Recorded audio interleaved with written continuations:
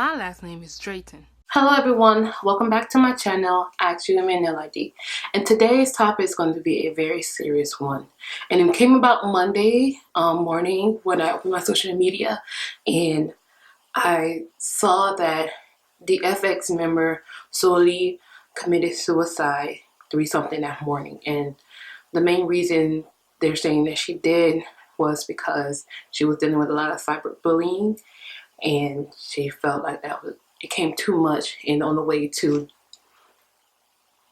get rid of the pain was to end her own life. And she was only 25 years old, and they said that she was dealing with a lot of cyberbullying for a very, very long time. And it's very shocking because, it's 25, around the same age, and at that age you're just beginning to grasp who you are, who you're going to be for the rest of your life, and you start to go into that motion, and for it to just to be taken away into all the dreams that you had, or that people knew that you had, it's all gone. Like all the things that you say and that hoping people hopes for you in the future, it's gone. And it's a very, very sad story, but it is one of the many, and I mean many, suicide stories there are out there. So today's topic is going to be depression and suicide prevention. What causes a person to commit suicide? Well, there are a lot of factors that can make a person commit suicide or influence a person to commit suicide, like schizophrenia, PTSD, bipolar disorder, eating disorders, or multi-personality disorders. But depression has been the common one found in about half of all cases of suicide. Depression has always came up. The next question is, what is depression? Depression, major depressive disorder, is a mental illness that can affect how you feel, what you think, and how you act. So it affects you 3 different ways. It can make you feel hopeless and make you feel extreme emotional pain, and it also can influence you to think that there's no other way to end this pain than taking your life. What are the symptoms of a person that's dealing with depression or has depression?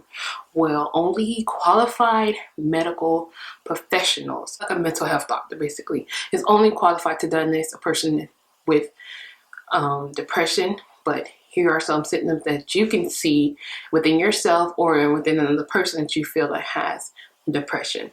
So the first one is decrease in interest and in pleasure. When you start, or you see a person start to have decreased interest, or they just don't want to do things they used to enjoy anymore, like you used to enjoy swimming or going to the beach or doing this, and you see a person that's constantly, or you just see yourself constantly like, I don't want to do this anymore. It starts to make them feel worse than make them feel happy. That can be a sign of depression. The second one is change in appetite. If a person is gaining or losing a significant amount of weight within a month without even trying, that is a sign of depression, because we do use food, especially comfort food, as a way to try to cope with depression, because we're looking for little and quick fixes to make us feel good. And that's why we consume, or we're so depressed and we're so just worn out that we don't have the energy to eat. So if you see that within yourself or someone else, you could have depression. The next one is sleep disturbance. You find yourself not sleeping. You find yourself constantly getting up in the middle of the night. You find yourself, can't, relax to go to sleep. that can be a sign of depression. But do not get this confused with insomnia. Those two are kind of played together, but are very two different things. Also, that rolls into fatigue. When you constantly tired, when you had a full night's rest and you're still tired, that can also be a sign of depression. So feeling worthlessness and guilt. So excessive inappropriate thoughts about guilt and worthlessness are very common symptoms of major depressive disorder. Another one, and this is like a very clear, big warning sign, is thoughts about death. And this goes beyond, thoughts about fearing of dying. This is go into, or if it goes past that, this can go into a major depressive disorder. And with that, a person may think about suicide, make an attempt to commit suicide, or create a special plan to kill themselves. So please look up, these are some symptoms that you can look out for. Once again, only professional, qualified medical doctors can diagnose you with depression, But if you see these symptoms, please go to a medical professional to talk and to see if you have it, and if you do, where you can go from there. Another question is, what are some self-help tips that can help a person cope with depression? The first thing, exercise. Exercise can help combat depression.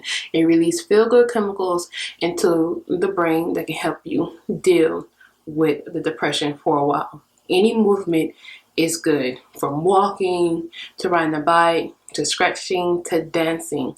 Any movement helps, and it also takes your mind off your worries for a while.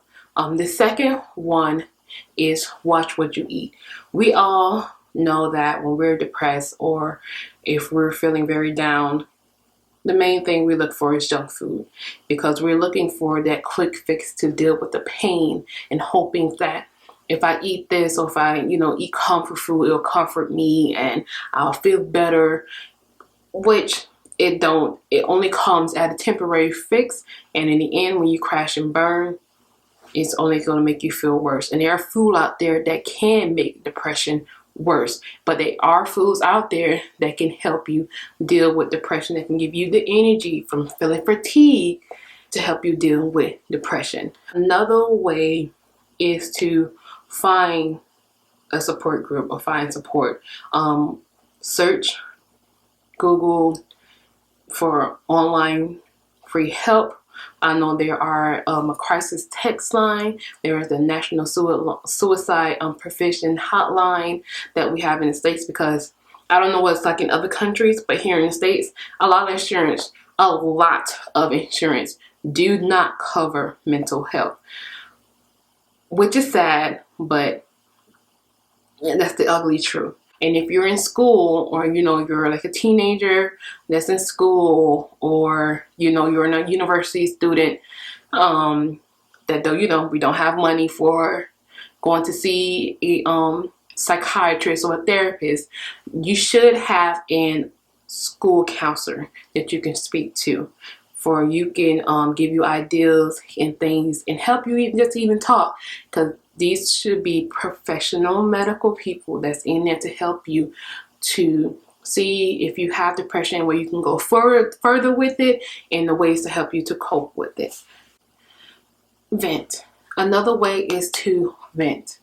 Pent up emotions, pent up negative emotions needs to come out in a healthy way in order to combat depression. This way you can identify the negative feelings and where they're coming from. Look, you have the right to say, hey, I am not okay. There are situations that are going on in my life that I feel like I can't take or handle anymore. It's becoming too much. I need help. And be careful. And I mean, please be careful, because when I say that it needs to be dealt with in a healthy way, I mean a professional, not the friends that you think they're your friends, that's going, you're pouring your heart, how you feel, and they're just like, oh, that is so, dang, bro, that's messed up. It's only going to make you feel worse, because you're going to feel like they don't care, and you're going to make you feel like, well, no one's going to care, and you feel like, oh, I'm maybe just overreacting and there's nothing wrong with me, when there really something seriously is wrong with you and something that's really hurting you.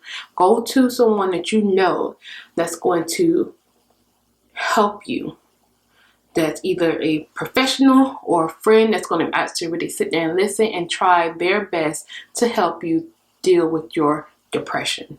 Cut off the problem. You have the right to cut off all negativity, from whether it's come from things, from a person, or from habits. You have the right to cut off all negative things in your life. You're not selfish. You're not mean. You're not, being a you-know-what. No, you're doing this so you can help yourself out. I need to cut this off. I need to cut this person off.